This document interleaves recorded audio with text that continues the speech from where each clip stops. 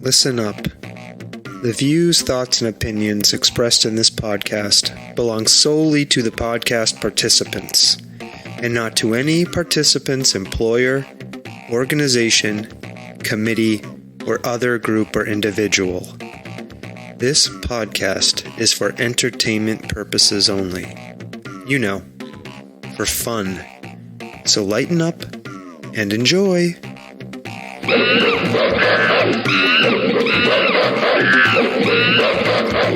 Stomping Jen. Sawtooth Frank. How you doing? I'm okay. We're here again. Here again. Doing it again. Here again. Yeah, we have a returning guest on the show this week. Oh, do we? Yes, it is our friend, Scott Graves, who is founder of SM Graves Associates, and also the host of the Are We Here Yet podcast, which is part of his larger the Media project. Now, do I need to remind you, we appeared on this podcast? Oh, yeah. We were interviewed. We were interviewed, and then we interviewed, and yes, it was a joint interview. Yeah, it was a lot of fun. So Scott is here to talk to us about a new program he has. It's called Business Triage. He's doing this in partnership with a company I know you know about, Stomping Jen, Valley Venture Mentors. Mm-hmm. I don't even know what that is, so I'm going to ask. Sure.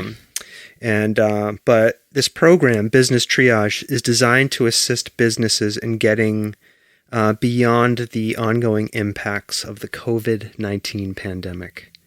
Do you remember COVID-19? No. Well, I do. And I think a lot of small businesses and medium-sized businesses and even large businesses remember. I was joking.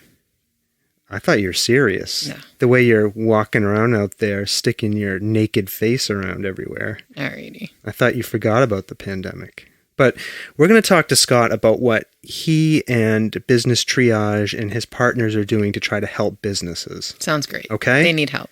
They do need help. For serious. All right. You ready? Yep. Okay. Here we go.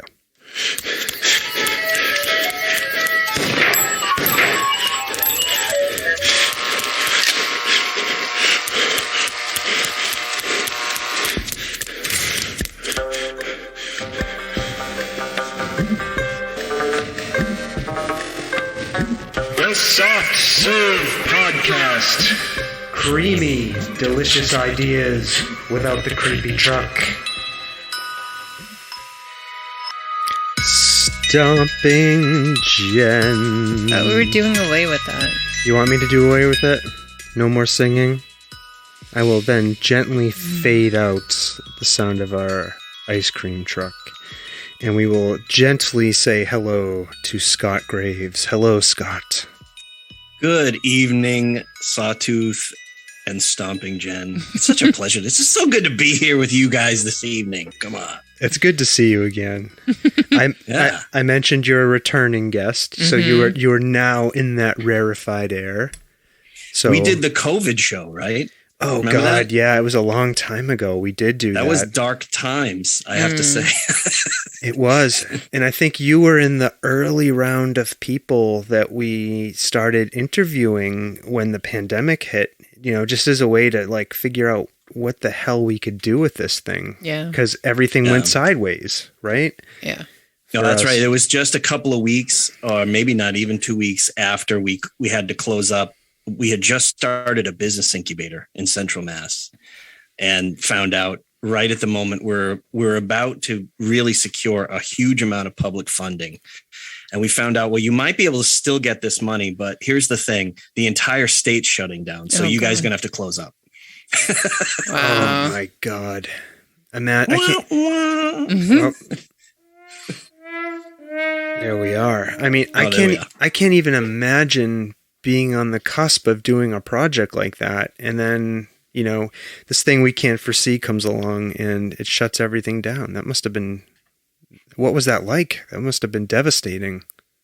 Yeah, like so many other folks. Well, it for us, it wasn't devastating because there were still things. We just went into like a plan B mode for a plan B that we didn't readily have. But, it was a nonprofit organization. So I had the support of a board and I had other mentors, I had staff. We all just sort of in a matter of days said, well, there's still things we can do. So here's what we can do. We're not going to worry about the things we can't. So, unlike especially what these days we're calling micro business, right? So for the sole proprietors that are literally, me, myself, and I, we weren't that lonely. So I think there's, to some extent, there's an added challenge when your organization is really just you. And then suddenly you realize, wow, I really have to have a plan B. But it was, it's still, it's frustrating. Is that part of being an entrepreneur and a business leader? If you, always having a plan B, or if you don't have a plan B, being able to develop one quickly when something like a pandemic comes careening into you? Everyone's going to have a different opinion on this. I will tell you, like most things in life, it's the everything in moderation. So obsessing over very specific inorganic plans stops you from being able to enjoy yourself and also just take advantage of maybe opportunities that come up that you didn't anticipate. At the same time, never having any sort of plan on how to move forward is not good for very different reasons as well. So, it's good. There are certain industries, I guess, I'm trying to think one off the top of my head, high risk industries. I think more importantly, you should have some kind of a plan B at all times because it's high risk. Yeah. I don't think I have a plan B, Stomping Jen, for anything. Podcasts. What do you do with this podcast? What happens if the mic blows up? I don't know. There's no plan B. It's over. For the podcast? Yeah. It all goes in the trash. Sorry. All right. Scott, tell us a little bit about your company, SM Graves Associates. It's been a while since we've talked, and I think people probably could use a refresher on what it is your company does. Tell us a little bit about that. I've had my consultancy for about 15 years, and for the vast majority of that time, it was a catch-all. And what I mean by that is I had other businesses I owned. Or other, I think when I started it, I was still teaching. So I would get the opportunity to do projects. People would say, well, I'd like you to help me with my business plan, because I'm doing something in a similar industry. Could you help? So when I had these things come up, I would simply place that under SM Graves Associates, right? And at the time, there was no associates. So, speaking of sole proprietorships, that was basically me. And it was just project to project here and there. And then about 5 years ago, I started to get more heavily I owned a music merchandising company then, but I started fairly regularly getting calls to do various kinds of strategic planning projects in that industry and outside that industry, and really started to ramp up the consultancy. And that was good. We started then to work on different types of programming for people that want to start a business incubator of some kind, a co-working space, right? So in other words, helping them not just have cheap space, which is pretty meaningless, but what kind of programming, what kind of resources can they bring to the table so that their tenants or businesses that would work in the incubator would be able to gain some help in various ways that were appropriate for that specific location. And then that was a good thing because two things happened. We were just talking about that pandemic time. One was we had to change things up at the last incubator I founded and was running at the time. And then I had to liquidate my music merchandising company because it's, really focused on the band and orchestra world in schools. And as you know, during COVID for a long period of time, nobody was taking music lessons in person. Right. And they also, for the first time in like 60 years, there was no real band rental instrument season for a whole year. And we had just moved to a new location. We were buying a new building, and suddenly we were going to get no rentals for that first big season. And so that was pretty much the end of it was called Smash Music. So we started calling it Smashed Music. Oh, no. Right? Oh, yeah. That's the risk you take when you pick a name like that, really. Yeah. I mean, but what a way to find some humor in a terrible situation. Well, if you're going to do entrepreneurship and you're going to take it seriously, that means that repeatedly, most people that have some kind of long-term success or remarkable success that other people start talking about, that's usually their I mean, Jen, you could probably say too, it's a third, fourth, fifth business, something like that. Usually have to fail a few times before you hit it, you know? I mean, when I fail, I want to go sit in the corner, slouch down, draw my knees in and cry. Like, how do you move on? Like, how do you move on from that? Those are entrepreneurs. Right. I'm not an entrepreneur, I guess. I don't know. Yeah. Are you? No, but like, so Scott, like that, I mean, that I know you love music. I know like that was something that's passionate, for you. I mean, and I know there were circumstances beyond our control. So how do you move forward from that without just, like I said, just like go walking into the corner and just sliding down the wall and crying? Like, yeah, that's a great question. Yeah. Well, actually I did that first. I went in the corner and was like, but after that was done, it's about fundamentals, right? So, years of being on stage, for one, everybody's got a different way that they come to these experiences, but you know, years of being on stage and being in different parts of the country around people you don't know, you learn how to sort of recover quickly, right? Because people paid to see you do your thing tonight, and they don't care that, you know, things aren't good at home, or, you know, you're having an off night, or you got the sniffles or whatever, right? So you have to pivot, right?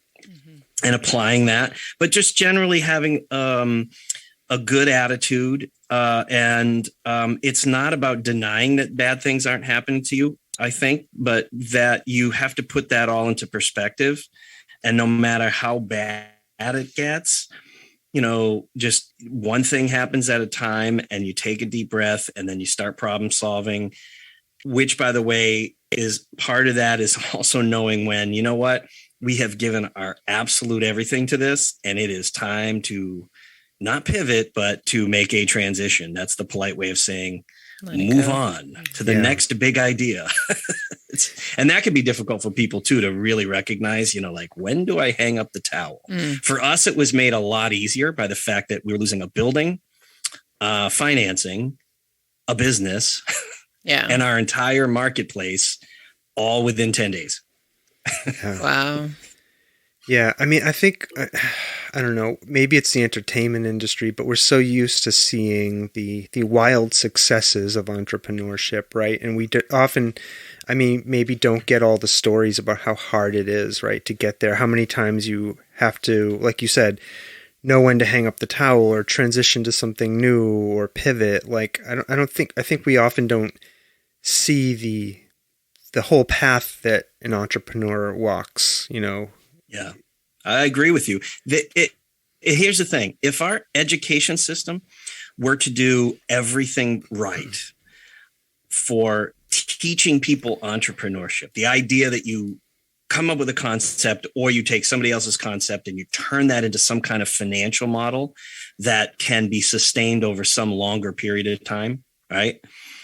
Even if we did that, probably, I don't know what the percentage is, but, you know, 80 or 90% of doing it, you actually have to go out and interact with other human beings.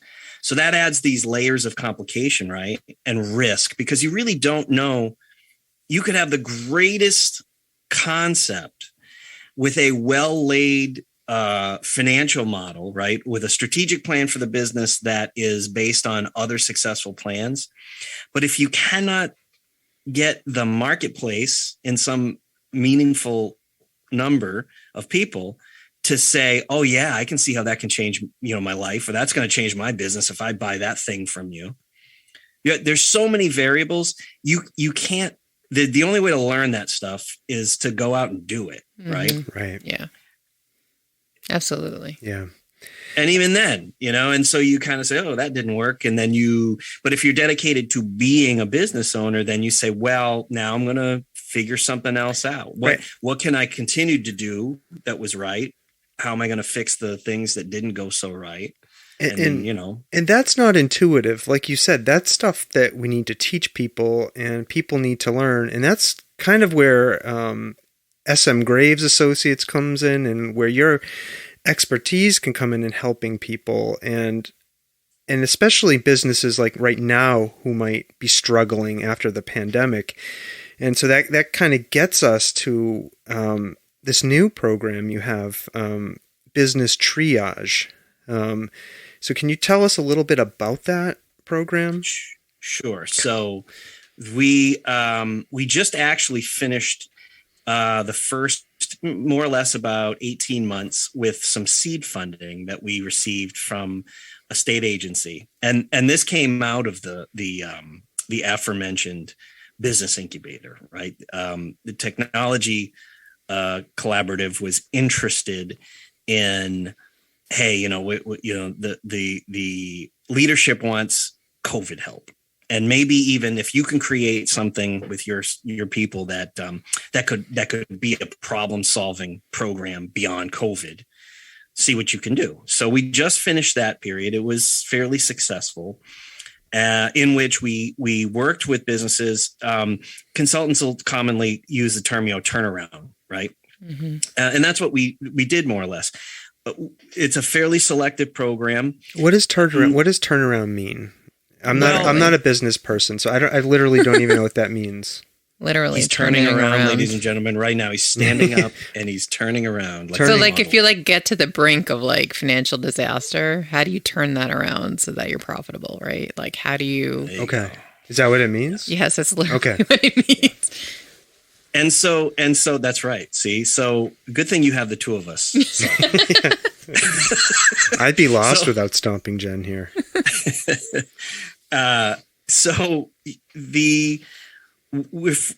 It's not by industry and it's not by size, right? So we'll help small businesses, we'll help larger employers. The point was not by size or by a specific industry, but to look, there's a fairly in-depth intake process. It usually takes several sessions, and there's any number of our staff on each of those sessions. And we try to look, and basically, if a business in every other way would be a real going concern, were it not for COVID or were it not for the emergencies, right, that are hitting it, and they have value to their community, and there's a variety of different ways we measure that too, then they make a good candidate, and then they come in and we basically devise a project, right? So these are businesses that they're in a position where they just can't afford to have this team of people come in, whether it's a marketing project or a business development project or a leadership training project. And when you're doing a lot of this kind of intensive mentorship and providing other deliverables over, say, a 2-3 month period, I mean, there's a lot of labor that happens very quickly. With the point being, this end result is they're supposed to get back to a point at which we're fairly confident that they're going to be able to turn the revenue situation around. Okay. And then we start to prove that out. And then the project is over after we feel like they're in the right place to be able to do that. And so that's what we look for. We look for companies that there's, of course, there's never any guarantee, but their strategic plan, their financial model speaks to, hey, this would be a really great going concern. And it was for a long period of time. But sometimes businesses, especially in times like with COVID, they might have 3 or 4 minor emergencies that hit them in a month or 3 weeks. Yeah. And it multiplies, right? The problem multiplies. And then they get to a point where they can't really afford the traditional way of trying to turn things around and hire expensive consultants and blah, blah, blah, blah, blah. So then we can come in, and micro businesses, by the way, they can't do that anyways. Right. And so, this could be for, right. This is not industry specific, right? Let's say I'm a owner of a dog kennel or something, and I'm struggling, right, because of the effects of COVID, or I own a donut shop or whatever. It could literally be any kind of business, right? Who could reach out for assistance. Yeah. I'll give you the examples in this first round of businesses we helped right now. And by the way, this is a statewide program. So, and in a moment we can talk about what the connection here to Valley Venture Mentors and to the Valley, which is why we're here. But we've helped several businesses that are different types of food restaurants of various kinds. We've helped right now we've got a project that involves a bed and breakfast that is in one of the oldest houses in North America. Huh. And that's a 2-tiered project. That's kind of an interesting one. Maybe in a moment we can talk about some of the more details of that one. We've taken a look at larger different types of manufacturing businesses, chemical companies, other types of technology companies. We helped a Springfield-based nonprofit, which is providing a variety of resources for particularly small and micro business, and has a database of all 44,000 businesses in the 4 western counties of the Commonwealth. So, a wide range. It's literally not about, well, it's a target industry or a target size of a company or whatever, but it's intensive mentorship and real nuts and bolts, turnaround help for businesses that are providing something useful to the community and that already have a lot of good bones, right? Yeah. They already have a good strategic plan, and they've all been doing fairly well. In this case, it was COVID, right? That just, decimated them in a way that was unexpected. Yeah, it's interesting. There's a local donut shop out here in Amherst, Massachusetts. I said donut shop for a reason, because I was thinking about that company. They closed down, and one of the things they cited was the increase in the cost of raw materials to make donuts, like the increase in flour, sugar, like all of the supply chain. Mm-hmm. And they couldn't, people don't want to pay $5 or $6 for a donut, $7 for a donut. So they just decided they couldn't continue. And that was a Pioneer Valley business, and it was sad to see them go. Scott, you mentioned you're doing this in partnership with Valley Venture Mentors, who are in Springfield, Massachusetts, and that there is a Pioneer Valley connection to this. So talk to us a little bit more about that. Yeah, so we wanted to intentionally work through the entirety of the Commonwealth and not have geography limit, people being involved. And we also needed a fiscal sponsor. So because we are ourselves not a nonprofit organization. So we partnered up with Valley Venture Mentors, which they themselves have gone through some pretty drastic changes due to COVID, but still exist. And they're down on Bridge Street. And so we worked with them. And as the program expands, we do plan on continuing it through another round of funding. We're looking for similar relationships in different parts of the state. But a relationship like that, where you have an influx of entrepreneurs that are regularly attending, whether it be events or there's other programming within Valley Venture Mentors, including ours, that takes place there in Springfield.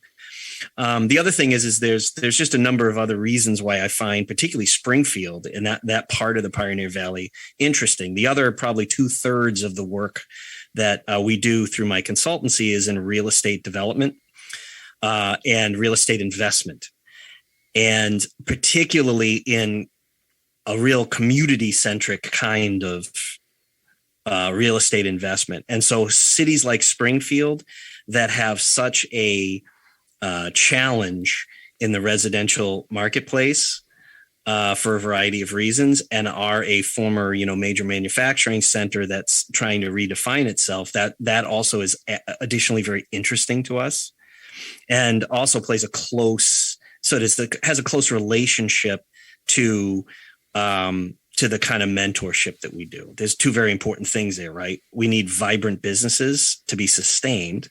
And we also need real estate to be utilized in a way in a community that it helps to build wealth for both the businesses and then the people who live in that community. Yeah, I mean, what I was looking at your Instagram earlier in the week, and I saw you'd linked to something or posted about these corporations. Some of them are, I want to be careful here. Some of them are online real estate companies that you go to look at the value of a house, right? I don't want to say the names. I think we all know what those companies are. But for a while, and some of them might still be doing it, they go into areas and they buy up residential property, right? Hundreds of them. Yeah, and they buy hundreds of them. They pay cash for them, right? Because they're cash rich, multi-million dollar, some of them billion-dollar companies.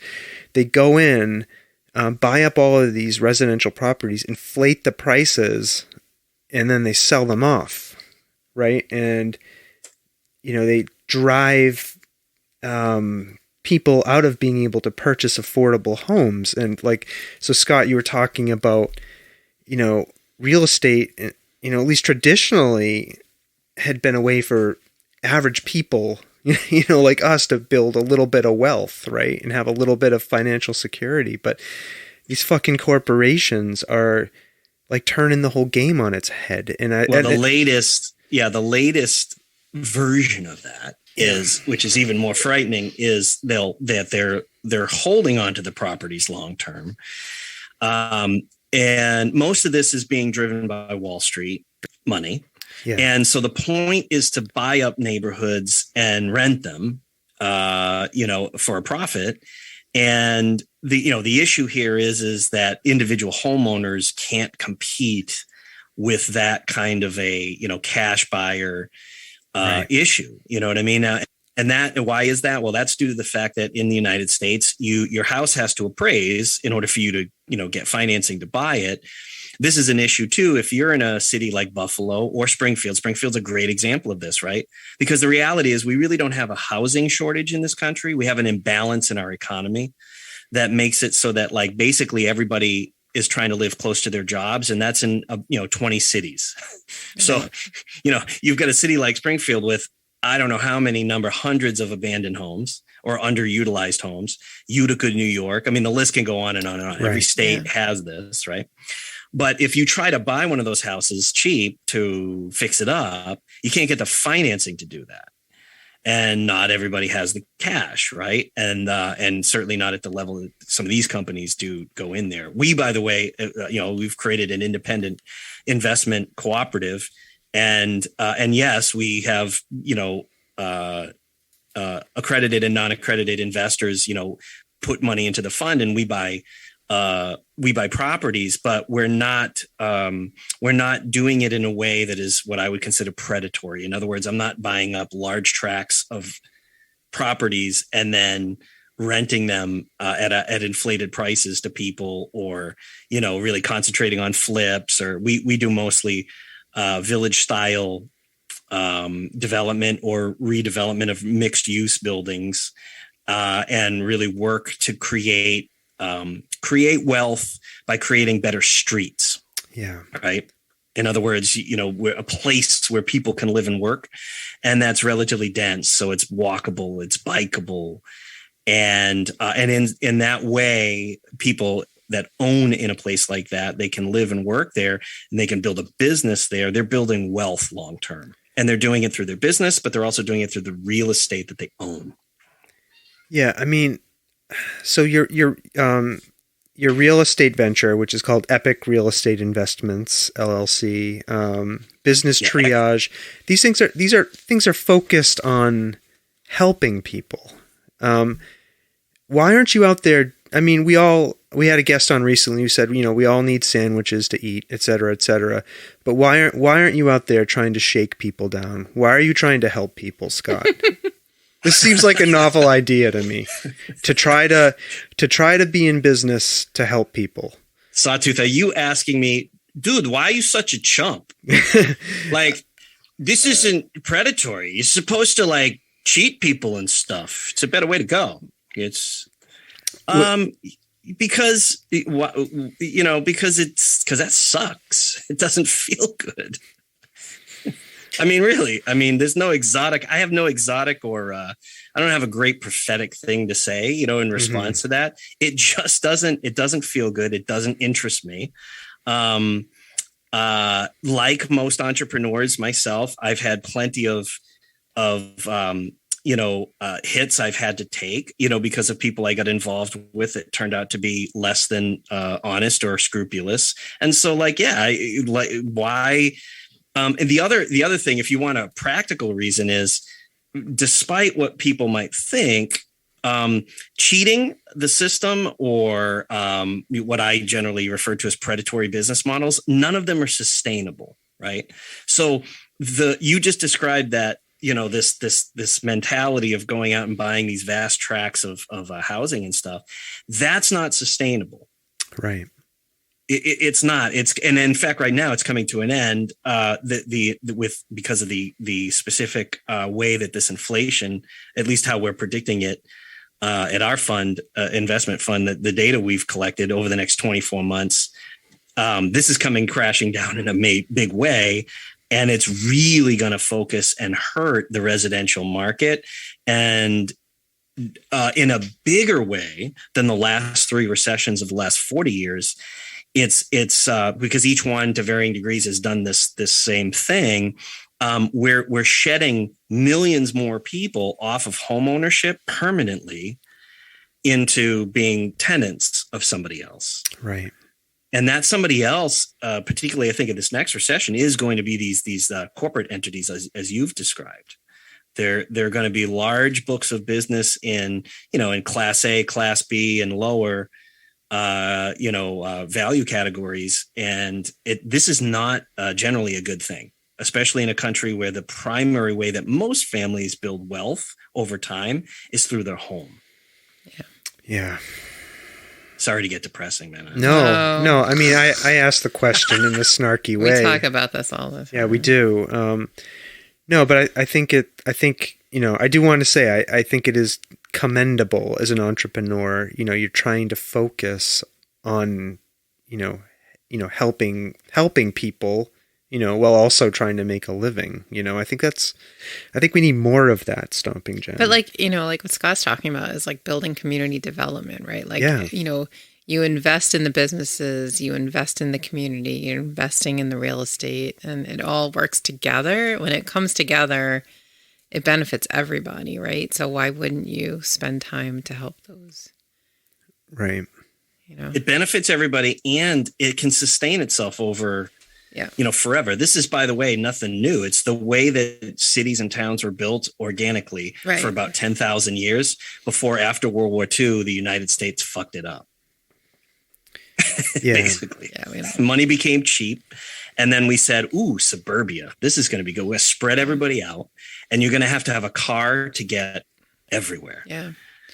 I mean, it's interesting, too, because, like, you think of a city like Springfield that has such a bad reputation nationally, but, like, that was, like, the city of homes. Like, that's literally what it was called, right? They had all these magnificent mansions that were built up around all the industry, right? So that's where all the hobnobs. You look at a city like Holyoke, too, which is like the same thing. You look at the Highlands, which is where all the rich, people who the managers of the factory, and then you had the wealth barons, all of the more the lower class, in quotations, housing that was built up around the factories. I will refer you to Bruce Springsteen's Mansion on a Hill. Yeah. If you want the. I was just going to say, like New Jersey. I mean, this the areas around Newark and Orange. Yeah. Originally,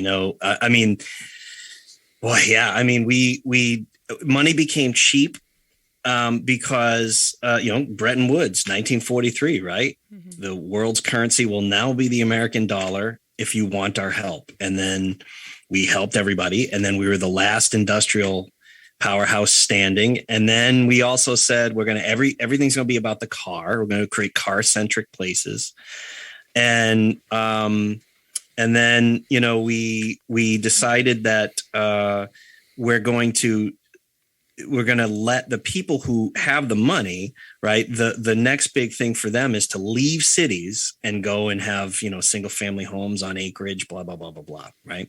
But the problem with that was the whole financial system that created that, for one, left a whole lot of people without the means to leave the city. So we, siloed those that can afford to from those who cannot afford to. And a lot of your ownership of businesses and so forth and properties left the cities and became the landlords, the out-of-town landlords. These are all examples, by the way, of what, in the aggregate starts to be an extractive economy. So literally, for 60 years or more in a city like specifically Springfield. The money has been extracted out to the suburbs. Right. But the money's still being produced in Springfield. It's just the people who live in Springfield overwhelmingly aren't the people who get the benefit of wealth building from it. Right. Right. And then we took a lot of your walkable, bikeable neighborhoods, and like a street like State Street became both a street and a road. My friend Chuck Marone over at Strong Towns calls that a strode, right? It does neither well. Streets are a place where people live, they work. There's all kinds of complication and density and not complication, complexity rather happening there. And those are places where people can build wealth and vibrant neighborhoods culturally and otherwise. And when you get rid of that and you replace it with cars need to go down this narrow road at 60 miles an hour, right? You get safety issues. You get, and it alters the neighborhood. And that's what we did. We made it easy for people to drive in, make money, drive out, take the money with them, literally, right? And so, and not just Springfield. And then the final straw, though, for Springfield, which this one really gets me, is it's a river town, right? So then we said, by the early 60s, well, we're going to put a highway between the people and their access to their river. And talk about breaking the soul of a place. Yeah. I'd never thought of that. I am no expert on the city of Springfield, okay? I'm not from there. And so, but over this last year and a half of really trying to enter that marketplace, a lot of people whose families have been there a long time have all said to me, hey, have you heard about what they did when they put the highway there? I mean, that's what people remember. It hurts them personally, and it should. So let's take it back to Business Triage for a second. Sure. How does the process work? So let's say I'm somebody who is, I own a business, as unlikely that is to imagine, Stomping Jen. But you I'm have somebody. Business. What? You have this business. It's not a business. I'm just doing a service. A service. Yes. But let's say we have a business, Scott, and we're struggling and we're looking for assistance. Like how does the process work if we want to engage Business Triage? How does that work? This whole program is meant to be simple and quick. So in as many different ways as it can be. So they contact us and we set up an intake. And an intake is usually an hour phone conversation or Zoom call with myself and any number of my other consultants who are available. And we start asking questions and we allow the client to ask questions. If they really do seem like, if we start to sense some chemistry between all parties, we might have another call. We might have a third call. And we do this, as quickly as the business has flexibility in their time schedule. And then if everybody really feels like it's the right move, when the intake or intakes are over, I'll come up with a project proposal. There might be a little bit of back and forth with that project proposal for a week or so. And once all parties really understand the premise of that project proposal, agree to it, and then understand each to one another's obligations to each other, we sign the project proposal and the project begins immediately. Okay. It's as simple as that. Most projects have been accomplished in somewhere between 60 to 120 days. And clients can contact us pretty much in perpetuity, afterwards. Okay. Just for either basic advice and there's some follow-up things that we do. We have a peer advisory group that occasionally comes together, not entirely made up of triage clients, but other consultants, other clients, and so forth. We try to mix and match people in a group like that, and they might meet, once a month and trade war stories. And it's a place for people to talk. And boy, I got to tell you, especially during COVID, that component really became the way that different business owners from different parts of the country could just, especially those that don't have family and were really self-isolating in a negative way, it was an opportunity for them to really check in, Yeah, I imagine it's probably very useful for, business owners to get together and talk about their problems and issues that they're facing and, successes too, challenges. I don't mean to, but it harkens back to like the beginning of this conversation where, Scott was talking about like cross industry, right? Like all businesses, doesn't matter what kind of business, you break it down to its nitty gritty, the profit and loss, the balance sheet, like all of the basics business stuff. And it's all like the same issues and troubles, right? It's just in different industries. But like the basics, the fundamentals of like these businesses are all the same. So it doesn't matter. That's why it's applicable to like any industry, right, Scott? Yeah. Right, no, you're 100% right. Like, and the thing is you'll always get people who are like, no.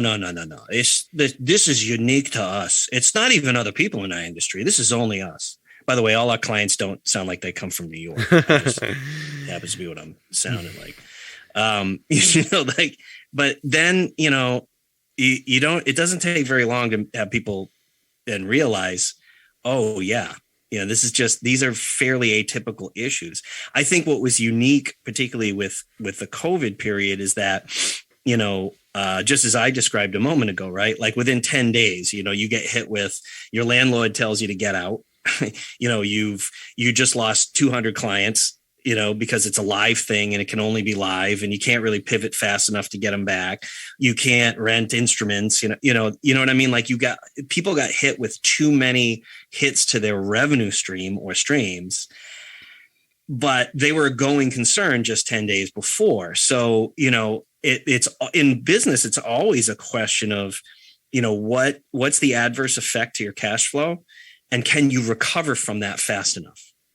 Same goes for when you start the business, right? Do I have enough cash reserves so when I open up day one, I have enough money to operate on until I have a sustainable amount of cash flow coming in on that business.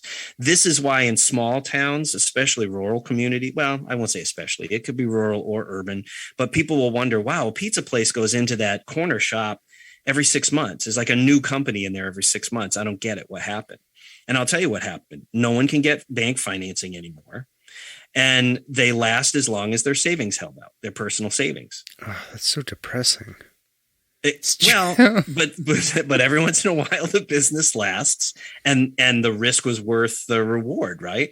But for most people, like if, and listen, when we, in our days at the incubator, we had a lot of small businesses that were local come in. We focused more on creating professional class jobs through intellectual property and helping some innovation-based companies develop. But we would have small businesses come in for advice too. And they'd be like, well, I have basically what amounts to like 90 days, cash reserves to start a business on. And I want to rent space downtown, and it's kind of a new business. It's never been done here in town before, or worse, they'd be like, we're the 5th business on the street, but we can compete, trust me.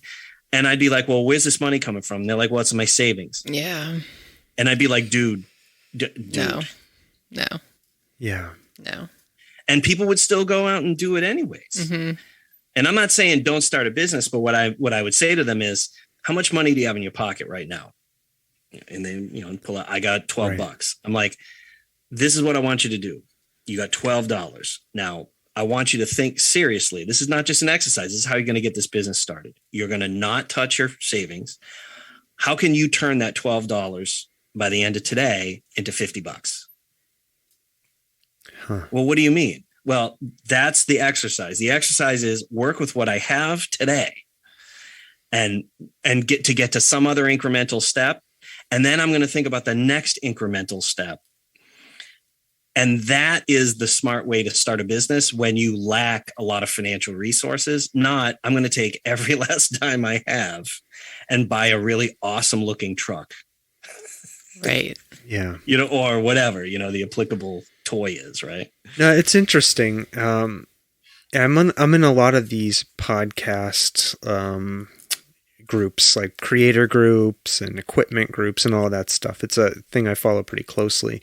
And one of the things that we see constantly in these groups, or somebody wants to start a podcast and they go out and they buy like thousands of dollars of high-end equipment, and they don't even have an idea for a show. They've never even talked into a microphone. They don't have any content, right? Like, right. They don't even have anything interesting to say. They think that the equipment is going to be the thing that creates the podcast. I know you're laughing at me, but I'm not laughing at you. I mean, but I did with Scott. Sound effects.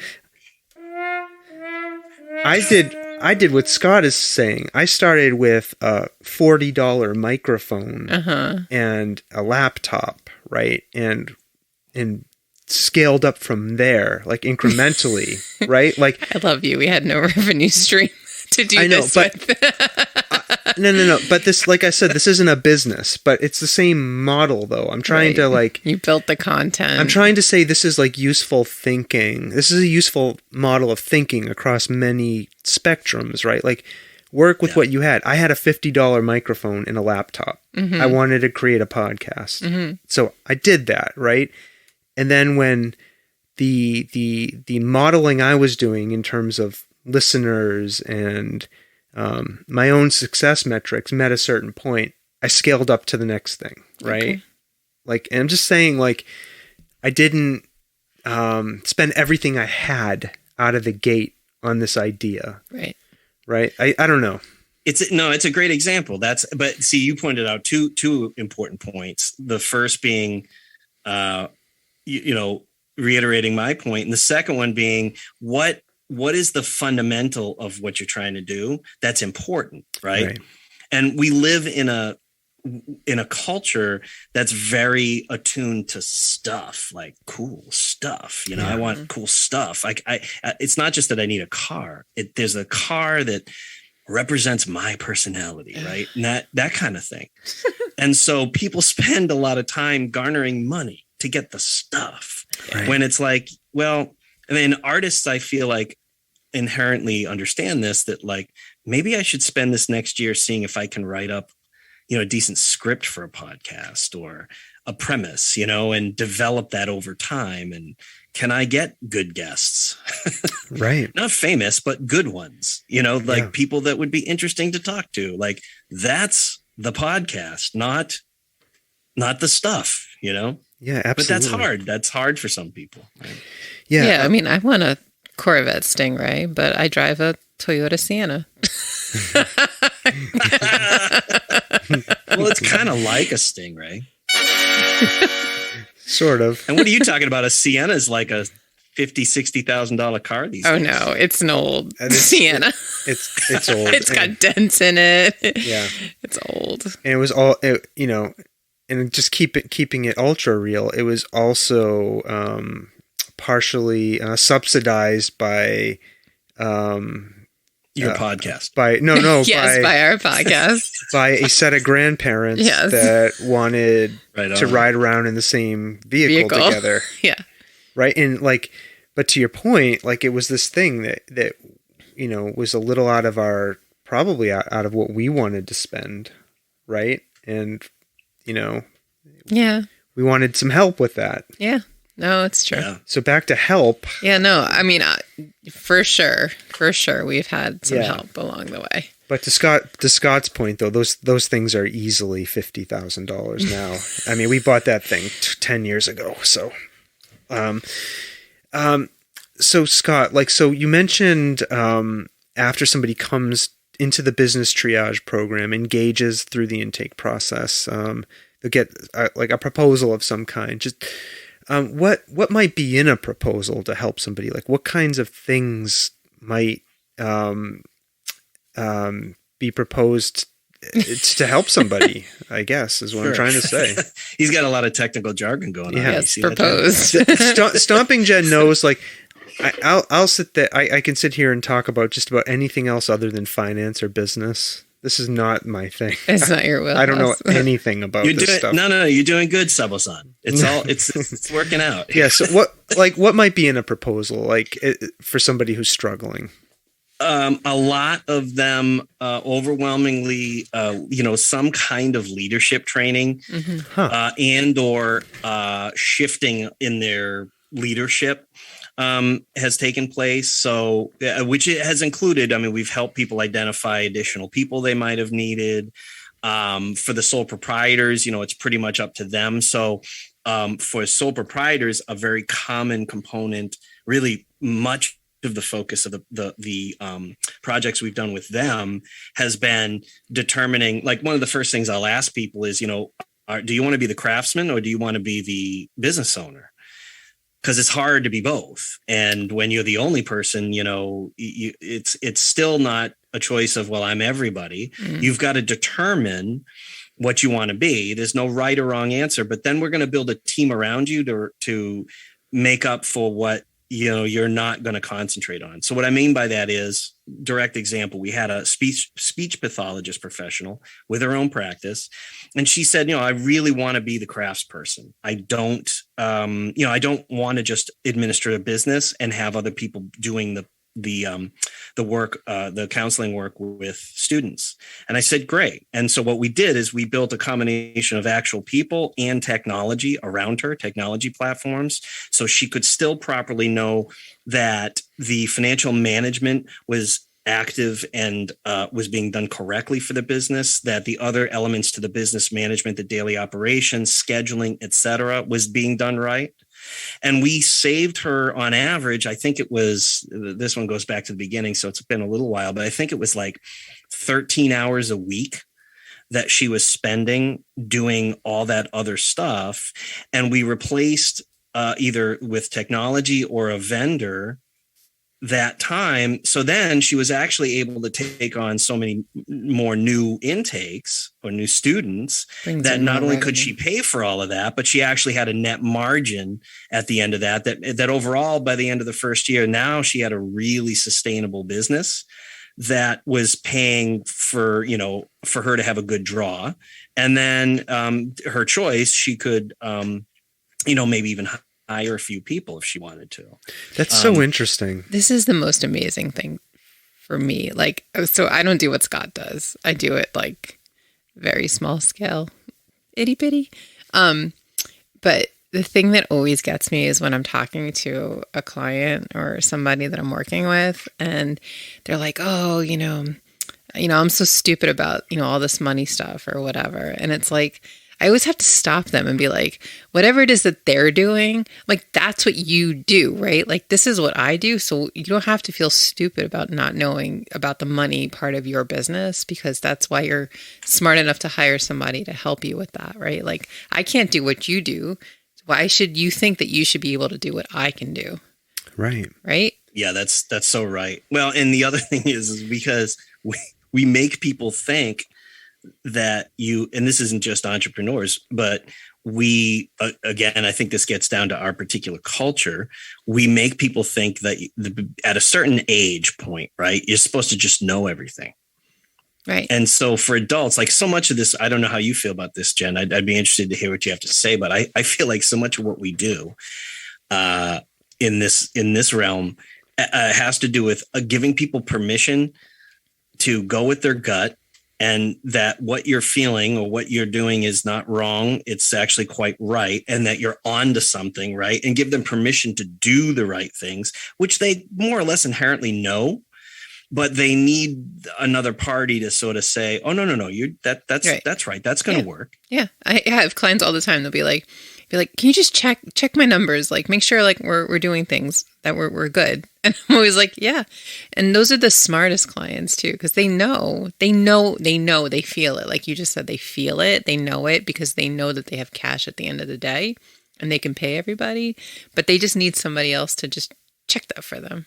Just make sure. Which is another sign of smart management. Exactly. Checking in a second opinion, a third, a fourth, that kind of consensus is important, so that you in fact can feel like, oh yeah, it's my gut, but it's also been substantiated by the people who know how to manage that particular aspect of the business. Right. Yeah. The thing that Scott said that I'm just really sitting here thinking on is how the leadership aspect of it, right? Of being a small business and thinking you have to do everything yourself, right? And that I'm assuming this is a situation a lot of small business owners run into, and like I think it's a beautiful thing giving people the option, that they don't have to. Like, yeah, if you just want to go make donuts, do that. But but also like maybe you've been doing that for 20 years and you're 65 and you're older and you don't want to be in the kitchen and you want to step back and focus more on running the business itself, right? Or like something like that. You can do that.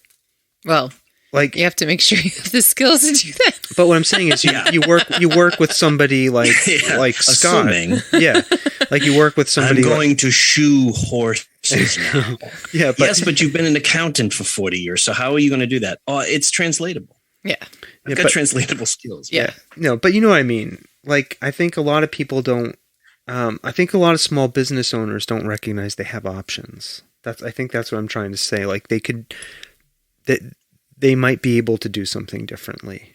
Well, and it's a question of, take the position you want to take. There's no right or wrong, but that doesn't mean, we just want to make it clear for listeners. That doesn't mean, Scott says, I don't have to do bookkeeping. Awesome.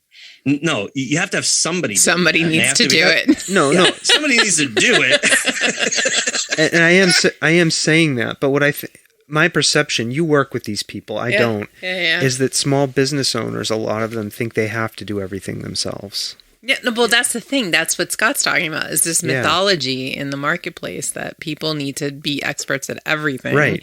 But allowing them and sitting them down and being like, no, you don't need to know how to do everything. What you need to know is be smart enough to recognize that you have challenges in certain blind spots in certain areas and that you need people to fill those gaps. That's what I want to ask you and Scott. It's actually kind of my last question in on the business end of this stuff is, do people recognize they're struggling, or do people recognize they're drowning all the time? And like, not everybody. What are the challenges, Scott, that you're seeing people coming to you with? Like, what are the challenges people are facing? Even for those of us who are pretty self-actualized, right?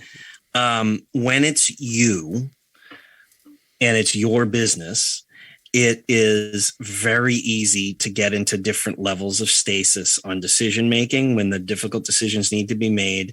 I can even tell you for myself, it's far easier. The fun part of business mentorship, which I rarely get to do now. I mostly administer this program, and most of my time is spent in real estate development. But when I do, the fun part of it is I'm liberated to give you the right advice. I have distinct moments as a business owner, particularly with my last business, which had a number of different challenges along the way. The little voice in my head told me exactly what I needed to do. But I'm actually the owner of the business. And I caught myself several times ignoring that voice and doing, not so much maybe specifically doing wrong things, but delaying making tough decisions. Like when you just know you got to get rid of somebody, or, or you've got the program you have a lot of emotional tie to because you designed it and it should work, but you've put it out in the marketplace for a sufficient period of time and it is not working. And you have to be honest with yourself to say, it doesn't matter that I think this is a good idea. Everyone else thinks it's a shitty idea and I have to move on to the next idea. That is way easier to do, giving other people that advice, than it is for the owner. And there's a variety of different reasons for it. Sometimes they're emotionally tied to an initiative or a program or a person. Right. Or it's just simply scary, especially in businesses that are like a retail environment. Relatively speaking, most decisions you need to make are pretty quick. So if you have a product and you made a big investment in this product, probably too big in the beginning, and after 30 days, it's just not selling. at the kind of net margins that most retail operations of any kind run on nowadays, that business can quickly find itself as a dead business walking, so to speak, because they're not making those inventory changes fast enough.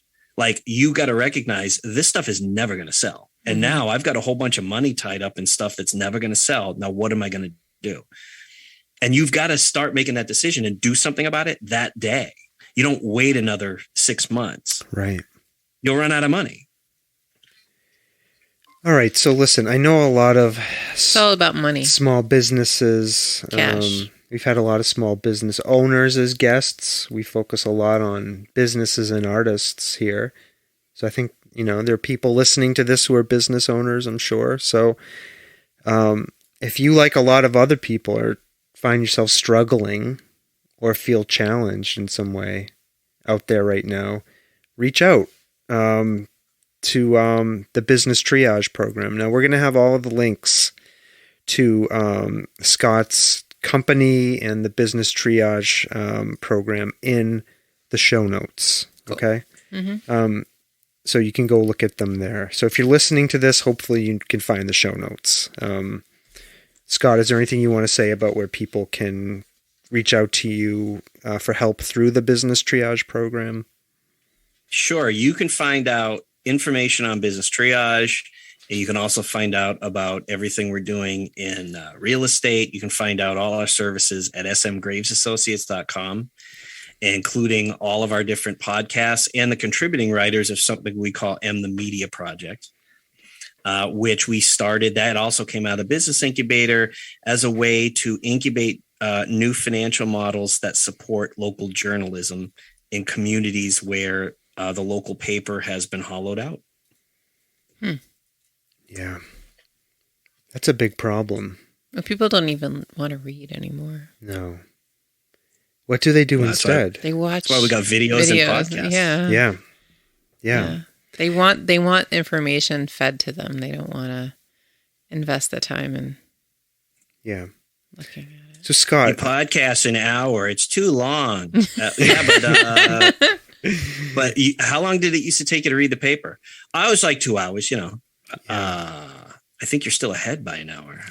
Yeah, I mean, my problem is there are too many podcasts. Like, I really have to curate. I really have to curate my list. Which is like, in some ways, when I think about it, I don't know. And Scott, you have a podcast. You just mentioned it. Let's talk about it. I think your main podcast is what we call the "Are We Here Yet" podcast. And it's part, like you mentioned, it's part of the M Media Project. What I was going to say, though, is I'm given what I know about how selective I am about listening to podcasts and having to curate my list carefully, because there's only so many hours in the day, right? Whether you're driving somewhere or walking at the gym, I'm blown away that anybody listens to this podcast.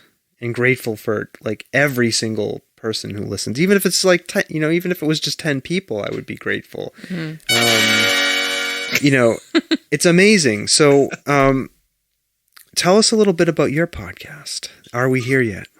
Are We Here Yet deals with particularly where we have interesting stories that intersect between economics, urbanism, and culture.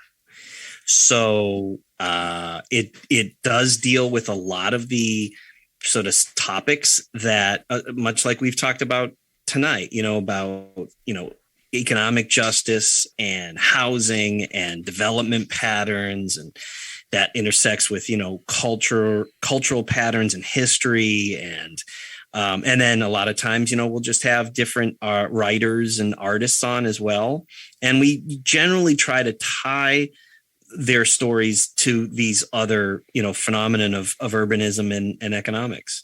So it gets interesting. It supports a lot. It's how a lot of our clients find us at the consultancy and at Epic. And it's really cool to do ultimately, because we talk about all the things that are important. Not just to me personally, but our producer Cam McLeod and a lot of the other people that work as consultants for SMG. It's really fun. Yeah. You're about to hit your 100th episode, I think. How does that feel?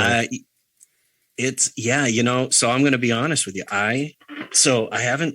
We haven't recorded anything for a week or two.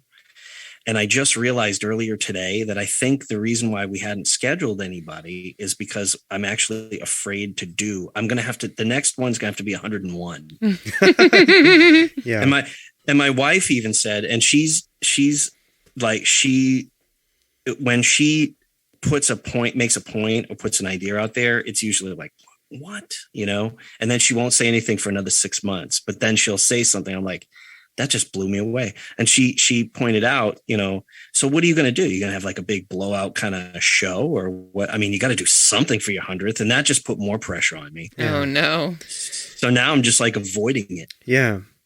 What happens when you put out your 100th? What happened for you guys when you put out your 100th episode? Did we do anything? I don't even know. Let's look. You talk. I'll pull it up. I'll look. I'll see what it was. I don't think we did anything special. I don't think we did anything special. Let's see how long it takes me to scroll through this. Sawtooth's like the driver in all of this, What do you mean by that? You should drive sometime, Jen. Come on. No, I mean, you're the talent in this whole, no offense, but I find you to be the talent of this podcast.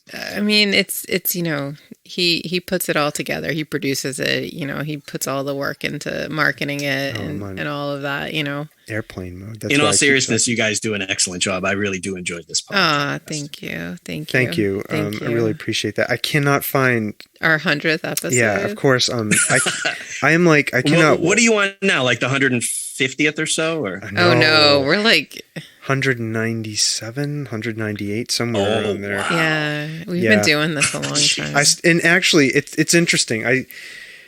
A while ago, a couple months ago, I spent an entire weekend removing all of the episode numbers. You renumbered them all or something. Yeah, I took away the episode numbers because at some point I decided it just doesn't matter anymore. There you go. Take away the numbers, Scott. You'll be all set. Yeah. It takes all the pressure off. I'm just going to put out 101. Well, I mean, this is the thing. What was your 100? This is the thing, right? Like it's we sit down at the microphone like on a pretty regular basis. We don't get like much of a break a lot of the time. So I'm always saying, why don't we split this up into seasons or whatnot? And I don't know. I'm close. Okay. Yeah, it's just an interesting concept, like other people do. They take breaks, they split it up into seasons, they have part we generally, part two. Yeah, this little break here actually started simply because pretty much for the summer, because in all, so we've got 4 podcasts, 2 of which we produce in-house and the other 2 are produced by other people. And we've got a 5th and a 6th that are supposed to be coming out. But Cam and I are starting to kind of get a little overwhelmed with just, with like production schedules and stuff, because some of those other ones are highly scripted and highly produced, like, original music, not just the theme song, but like every week is going to need original stuff for every episode or whatever.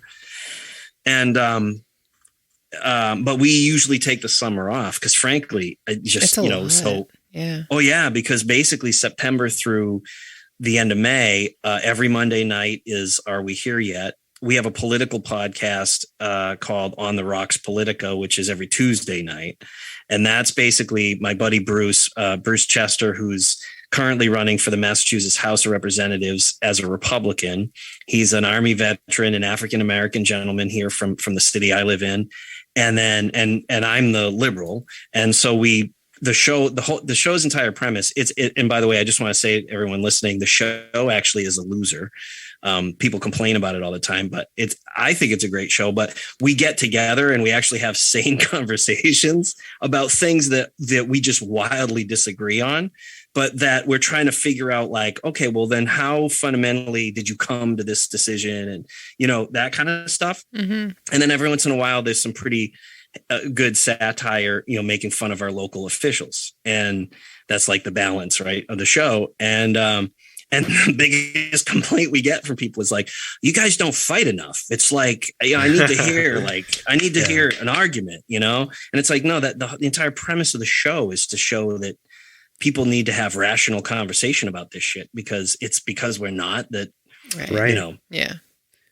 Yeah, that's awesome. Did you find it? I did find it. So our 100th episode was an interview with a children's book author, Sam DeLaurie, and her. Oh yeah, and her and the Drake, the yell of the Drake, the yell of Teddy Drake. So yeah, we didn't do anything. We didn't do anything special. I mean, nothing crazy. No big blowout. No, and. We. So what you're saying is I'm overthinking this, right? No, I mean, you do you. That's the beauty of these things, right? You do you. I don't know if I could do this without Jen here. I'm not sure. But what I do know is like I could, we don't need a guest. Like I could sit down and talk about this seltzer can for 35 minutes. Who's going to listen to it? And make a show out of it. Right. I mean, some people have said that they just like to listen to us banter. So that's why honestly, and I mean this without sincerity, those are some of the better moments on this show. Yeah. And I mean, maybe that's because I don't know you guys super well, but I don't know what it is. I've gotten to know you remotely over time because we have a mutual friend in the great warrior poet, Joshua Michael Stewart. Right, let's give him a... Yeah, right on, right? New book coming out. Yep. Pre-order. We already ordered it. Yeah, we bought it. What's it called again? You're going to put me on the spot. I'll put it in the show notes. He advertises it like every day. Love something. The poems are amazing. Love something. I'm gonna put the link to the book in the show notes. Yeah. He's also a regular contributor to M the Media Project. Yeah, Writes some good stuff. Yeah, Josh. Yeah, he's amazing. Yeah, but those are the good things because you don't have to be married to enjoy the witty banter of Stomping Jen and Sawtooth Frank. But if you are, you can appreciate it because I seriously I listen to you guys talking, and I'm like. That in its own way reminds me of when I'm talking with. And now I've tried to convince my wife Christine that we should do a podcast together, and she's like, I don't like being in public. I'm like, honey, we'd be in our room with two microphones. Like it's the most intimate. This is part of why you like radio and you like podcasting, right? It's like this intimate way to share ideas with people. And I'm like, it's totally not like being in front of people. She's like, it's going to be like being in front of people. Yeah. I put the microphone in front of her. It's not even on. And she's like Bobby Brady in that Brady Bunch episode where the red light goes on, the ice cream contest. Yeah. I think I was like that at the beginning. I was not really comfortable with being in front of the microphone. No, I had to drag you kicking and screaming. At some point, it was just like, whatever. And here you are. Exactly what it is. So, Scott, what have you learned from doing your podcasts? Sitting here now, having on the precipice of that scary 100th episode, and you've got all of these other podcasts. What have you learned from doing podcasting? One thing is it's helped me to refine some of my ideas and concepts for business. You know what I mean? In other words. If you take this seriously enough, you think, okay, it's not just about being able to like do something in a job, but now I'm going to start to describe it, talk about it. So back in the day when I was a performing artist, all of the teachers I had would always say, well, you also have to teach. So you might not become a school teacher, but you have to teach while you perform because it's how you reinforce constantly the things that you need to do when you're actually performing. And so it's similar to that. It's like, this is like school where, you're refining how you're going to express certain concepts or topics. And then on top of it, when we have guests, some of the guests we've had are really leaders in their field. And so you don't want to look like a total stooge in front of someone that you might even idolize a little bit, that's in a certain type of business or whatever. Yeah. And so, it like refining and getting down to that. And, I'm like you guys, I really enjoy conversation, but it's also, kind of got me you really have to pare down and not talk over people. And yeah. Yeah. I mean, listening to people is not easy, leaving space and turning over the microphone to others is hard, especially if you love the microphone like I do. It's hard. He's talking about me, of course. No. Do you get nervous, Scott? Do you get nervous when you're like talking to somebody new that you've not talked to before, or somebody you might even view as somebody you did you say idol? I don't think you said idolize, but somebody who's somebody you admire? Not so much in the beginning, but I've had a few times, like you guys, I pre-record, and there's been a few times where just, for whatever reasons, like, the mind just goes back. We should say, I'm usually recording at 8 or 9 o'clock at night after a full day of work. Yep. So, there's some times where I'm just in the middle of the conversation with somebody, and then I just go blank, and I'm just like, hey, I just have to apologize. I'm like completely mentally out. Yeah. And that's happened to a couple of people who are like true, like real leaders in their field, like professors at major universities and stuff that we've had. And they're like, oh, I'm super tired too. Don't worry about it. Like, is that why don't we have a drink together remotely on Zoom? Yeah. Okay. Let's loosen up. Yeah. So it's never been an impediment to the show, but yeah, I've had a few times where I just like, the heart is into it, but the mind is cashed out for the night. Yeah. I don't think I've ever had that happen. I just stare and nod if I don't know what to say, like this. He gets like all jazzed up after. Oh, my adrenaline is through the roof after a guest conversation. It's true, isn't it? Yeah.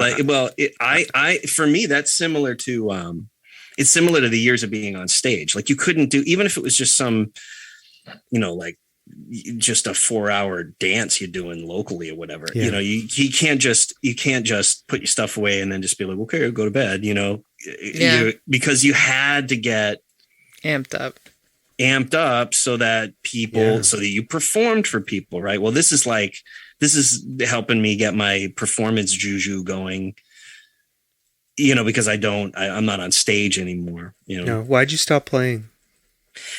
I still play. I just stopped meeting in public. I got to a certain age and a certain stage of self-awareness where I realized I was pretty much doing it for someone else. And he had passed on. My father passed when I was much younger. And I like really sort of realized I was pretty much performing to try to please him. Huh. He was not a performing artist or anything like that, but it just after a while, it just got to me. And I fully enjoy being an artist. I fully enjoy making music, but the idea of being on stage all the time, and I made a pretty good living at it. So by the time I finished up, it was the kind of situation where like, you don't not go to a gig, because if you do, your sub might be better than you. And, and there goes your spot. Yeah. You're on this like constant, like, and this was like a top 40 wedding and corporate band type of thing with like 3 or 4 different bands. And then I did some pit work with, with different union orchestras, for theater and stuff. So it was all a great way to make a living. But after a while, I just, you don't want to drive around everywhere. Right. And then I realized that about myself personally. And I'm like, I don't have to do this anymore. There's just other things I'd rather do. And then, with the world, crashing down around us and going up in flames in so many different ways, it felt like, hey, can I make a living, helping others, as you say, like addressing bigger issues. Do you still play your instruments of choice? Like often? Do you play every day? Do you play like once a week? Well, interestingly enough, I had sold off all of my vintage stuff when I had my music company. It's ironic. But recently I bought myself a new alto sax so that because I really wanted one, and it's a really nice vintage instrument. So I've been enjoying that a little bit. And I still have a flute and clarinet. And not often enough probably, but I do, whenever I feel like it, I can pull them out and make music. And I've got a 14 and an 11-year-old right now. So the really great thing is I can completely annoy them, with my music, because they're at that stage where they're just like, anything that dad likes culturally is clearly invalid it's just invalid. And you have a saxophone, so you can reenact that scene from The Lost Boys. Oh my God. You can get into a pair of tight jeans. Oh my God. How did I not know that was coming? Yeah. Oil up your torso. Oh my God. It was either that or he was going to say, so do you know that Careless Whisper thing? You know, Oh my like God. everyone knows a Careless Whisper Oh, thing. man. Oh my Yeah, God. I love the saxophone. It's one of my favorite It's very instruments prolific in music. in 80s music. Well, my favorite band is Pink Floyd, and they use the saxophone in a precision way, like For real. throughout their music. I love it. That's where I grew to appreciate the saxophone. Mm-hmm. Because what is that? I didn't this is back like when I was a kid. I was like, what the hell is that instrument? I had no idea. Mm-hmm. And that's what it was. And there's some songs where Roger Waters is singing and it blends into the saxophone, and they the timbres become similar. They I know cross, exactly and what you you're talking can't about. tell what's what. Anyways, so That's all for right. another podcast. Yeah, Sawtooth. Scott, where do you want to Nice. take your podcast? Is there any? Are you going to just keep doing what you're doing? Are you thinking about doing anything different, changing anything up? Yeah, there's some things more or less at the detail level that we're kind of bored with, so next fall, we want to change those things up a bit. And we've kind of hit a plateau. We get at any given time weekly. At this point, we're doing, I don't know, is it uncouth to talk about how many downloads you get? You can talk about it. I don't. He doesn't share. I don't share, but you can. I don't even know.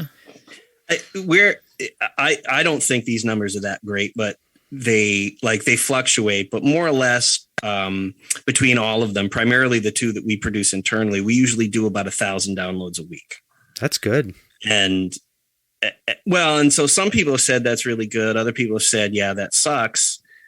I mean, I think it's pretty good considering I'm not using a lot of, I don't know, whatever you call it. There's no money invested in this to try to, No marketing.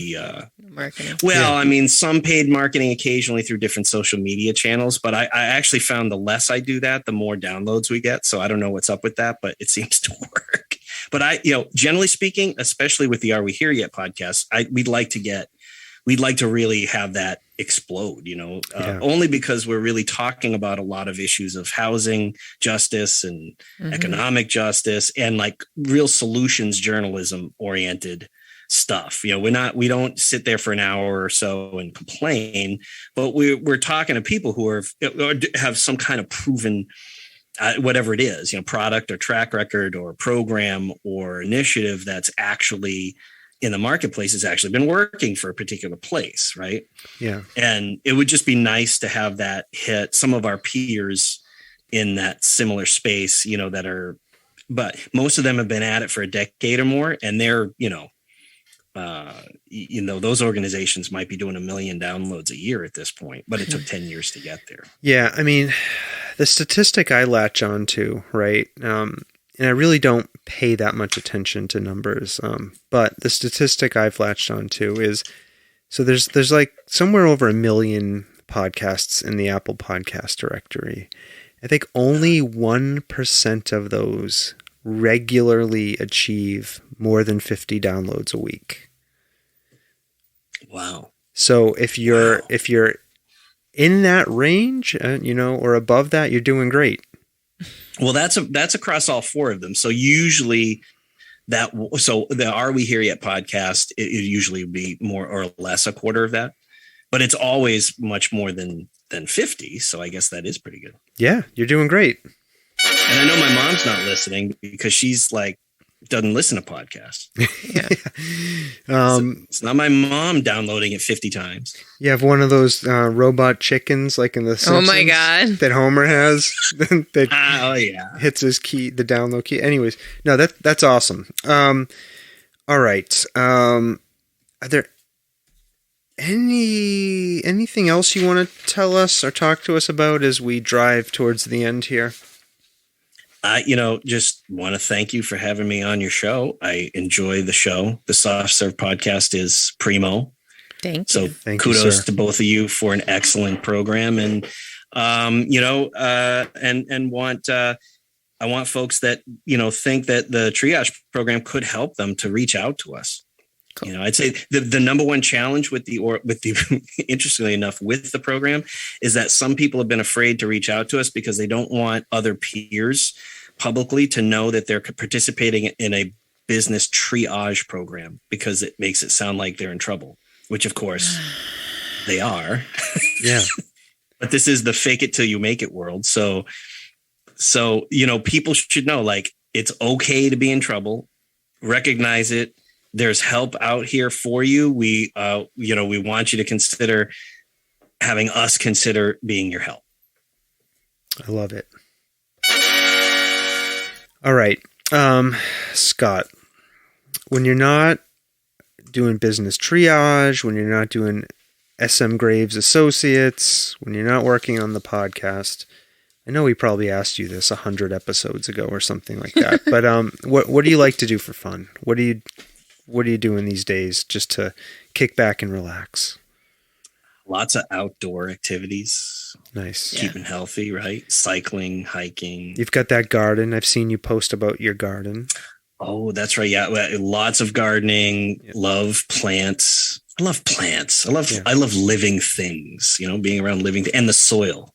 Feel the soil between your toes and your fingers. I feel like there's something wrong with me. What, you don't like the outdoors? No, I hate it. Jen. I know so many people who find like solace in like planting and arranging and going out and buying plants and designing gardens. I'm just like that. No, I could care less. And you live in a fairly rural environment. So how is that for you then? Well, I also am a Jersey girl. And there was lots of landscaping going on down in Jersey, and we didn't have to deal with any of it. No, I don't know. I'm just not. That's not my bag. It's not for you. I'm a product of city people, so I do enjoy going to the farm. Jen's parents came to visit us once, and I remember this. We were riding in the car. Jen's like, "Look at the mountains. Look at them. Don't you want to go hike them?" And I remember Jen's mom goes, "They're nice to look at." They're nice to look at. Yeah. I mean, they grew up in the city, I don't ever want to be near them. Yes. They're nice to look at. We did get her up some mountains. You did get her up some mountains. We did get her. Not my dad. All right. Did you drive her up to the top of the mountain? No. She hiked. Cool. Not my dad. Cool. Though. All right. And New Jersey, by the way, is I probably don't have to tell you that, but everyone always thinks of Jersey as like being urban, but there's lots of rural New Jersey. Oh, right? Oh yeah. I mean, where I grew up was a lot. It was all garden. It was all farmland. When my parents moved to the town that I grew up in. I mean, it was the site of the Battle of Monmouth, basically. It's pretty rural. It's pretty rural. I mean, it's very suburban, but it's pretty rural. Yeah. If you can say both of those things at the same time. I mean, remember the Appalachian Mountain Range passes right through New Jersey. Yeah, on the western. Yeah, side. Right. That's right. It is Appalachia in certain spots. Yeah. That's right. That's right. And then you asked, something to do. One thing I'm about to do. I just, I was spending time in Little Rhodey, Rhode Island the other day, and I think I'm about ready to. For some number of years, I've wanted to be a historical reenactor. Oh yeah. And so I'm thinking about joining Crane's Artillery in Newport, which is the oldest contiguous charter of a militia group in the United States. They have had some form of either colonial or state charter since 1741 or 1749. Who was Crane? I have no idea. I'm probably going to have to find that out when I apply. Yeah. Because I think that's probably important. They give you the test. The test. When they give you the test, to see that I know my history. And I'm like, I don't know who this Crane guy is. Hart Crane? Like, what? Who is that? Huh. Yeah, that's cool. That's like the original LARPing. LARPing. It is. It's cosplay guy. It is. It is. Those people, the historical reenactors. I get you. Established that whole thing. Why wouldn't you do like Lexington and Concord? Isn't that closer than? I'm sure they have some reenactment. Well, it's not so there. much that's a good question. It's not so much the event, but first of all, depending on the uniform, it can get pricey. Right? So if you're like a red coat, you see some of those guys, and they're cool, but some of those limey bastards uniforms are like, $3,000, $4,000, $5,000. Oh my God. Why? Sorry. I mean, I know why, but like, why? You can save money by making your own, but then you still have to like figure out how to make a grenadier uniform from the 18th century. So part of my decision is based on that. Part of it too is just to kind of get your feet wet. So you know, like a more well-established, they're basically like different organizations that represent either specific regiments or, different groups. Yeah, I mean, this one just for a number of reasons. And I've got some friends that are already in there from my area of New England. So getting around will be relatively easy. And these guys do a bunch of different reenacting. So cool. That's so funny. I didn't tell you, I found out afterwards where we just were in New Jersey. They had a reenactment of the Battle of Monmouth that weekend we were there. Who got to play Molly Pitcher? I don't know. I was taking them on a tour where I grew up, and Molly Pitcher, like they have a little like monument, and they were making fun of me because I was like, and because there was like a house that George Washington slept in once. Like all you needed was the little headset. You were very cute. It's a very historical area. Yeah. Headset, cargo shorts, and the right kind of like. That's right. That's right. Molly Pitcher. All right. Our last question for Scott before we let him go. And I don't remember what you told us last time we asked you this. I don't know if we asked this question. I think we were You've been asking this question quite a long time. For a long time. What have you experienced that you can't explain? You're sitting here. That you can't explain. So you're sitting here, a man of the 21st century. You've seen it all. iPhones. Nintendos. Quadruple cappuccinos. But there's got to be something you've seen that you experienced that you can't explain. And it's funny. I know there is, and it's because you've just asked me and I'm on the spot. That my mind, I'm drawing a blank right now. And I don't want to necessarily make it up because I know how important this question is to you. It's not that important to me at all. It's fine. Yeah. You're not the first. Here's one that's probably not the best, but my youngest, and she still talks about it now because she says she recalls, and I know people say, kids do this fairly often, but she recalls a person, and she would constantly be talking about this person visited me last night, and his name is Francais, and we'd say like Francois, no Francais, and he kept visiting me, and this was like this common thing she'd be talking about, and we thought, man, she has an imaginary friend. The weird part is she's even now as she recalls it, because most kids forget this stuff. She's 11 now. She goes, no, I do remember that. And she's described a person physically that looks like my father. Huh. Was your father's name Francais? No, his name was Arthur. Arthur is. I know. Arthur spelled backwards Francais? No. No. His middle name was Fairbrother. So I don't know if that has it. That's interesting. Maybe. Yeah, I'm telling you, it's not. Maybe he was trying to say grandfather. Francais. Huh. Okay. Well, thank you for sharing that with us. I don't know. It's not a great one. It's not. No, it's not a UFO story. This is not a test. No, it's not a test. You did not fail. It's totally fine. And you answered it. We've had people who just didn't even answer it. So thank you. Yes. I'm just collecting. Thank you for participating. Collecting stories in your quest for the unknown. Yeah. Never ending. You're going to have to come on our show sometime and talk about this whole UFO thing. Oh my God. That is all Sawtooth. That is not me at all.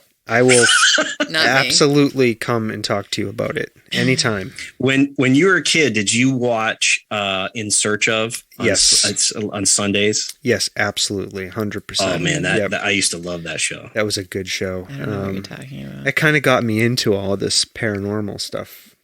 In Search of? I'll show you a video later. It's okay. I don't care. I love you. All right. People, first and foremost, Scott Graves, thank you for spending over an hour and a half with us. And I warned you. I told you we would record for no more than an hour, and look at us. It always happens. And here we are. We're over an hour and a half. So thank you for spending time with us. Really appreciate it. Thank your family. Thank everybody. Yeah. Absolutely my pleasure. Loved hearing about Business Triage, talking about the podcast, all of that stuff. So thanks again. Listeners, thank you for continuing to listen. Yes. I want to just give a shout out to our inexplicable audience in the Ukraine. Oh, still? Yeah, they're still there. Thank goodness. Yeah, thank you for still being there and listening to us. Stay safe. Yeah, those Facebook ads really paid off. Sorry. The ones I targeted to Kiev for a month. No, but seriously, stay safe. We love you. Thanks for listening. Everybody else, Thanks for listening. Couple things. Go check out our website, softservepodcast.com. If you're not already subscribed to our podcast, please subscribe to it. Download our episodes. Share with a friend. Leave us a review. Yeah, tell a friend about it. And if you want to be on here as a guest, if you have something interesting to talk about. Everybody does. Or if you don't, if you just want to come on here and shoot the shit about something. That's true. Totally random, you could do that. We'll talk to you. We have a little form on our website. You can go fill that out. It's like a contact form. And since we're talking about, this is not a business, this is self-funded. If you want to donate to us, there's a button for that too. Have we ever got a donation? Nope. You fucking scoundrels. Donate to that shiznat. Come on, people. You motherfuckers. You don't listen and not donate. Freeloading bastards. No, we love you. All right. Yeah, please. We love you. Donate. All right. God, the first person to actually send us a donation, what am I going to do? We should have a giant celebration in their name. Unless you have a nonprofit organization, you have to pay tax on that shit. Yeah. Oh my gosh. I'll dedicate an entire episode to you and bring you on as a special guest. The first donation we get. So if that's you. The gauntlet has been thrown down. Look at that. Okay. All right, people. All right. That's it, right? That's it. All right, That's everyone. the show. Scott, do you want to say goodbye in whatever special way you like to say goodbye? Ladies and gentlemen, I hope you have a great evening. All right. Stomping Jen. Bye now. All right. I'm going to say the same thing Stomping Jen said because she stole my catchphrase. Bye now.